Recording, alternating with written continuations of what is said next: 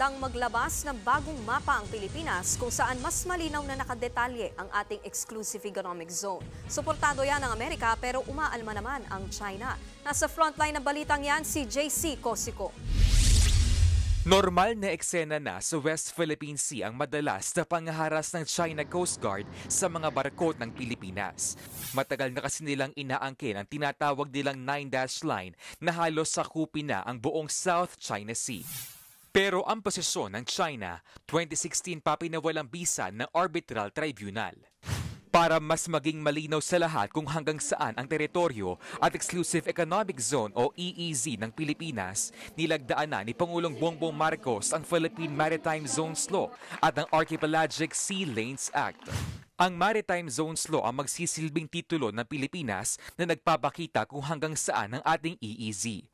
Nakasaad naman sa Archipelagic Sea Lanes ang mga ruta sa dagat ng Pilipinas na pwedeng daanan ng foreign vessels.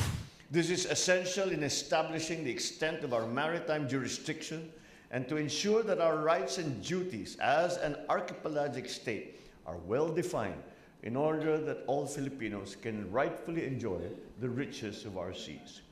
Dahil malinaw na sa batas ang teritoryo ng bansa, nakatakda rin maglabas ng bagong mapa ng Pilipinas.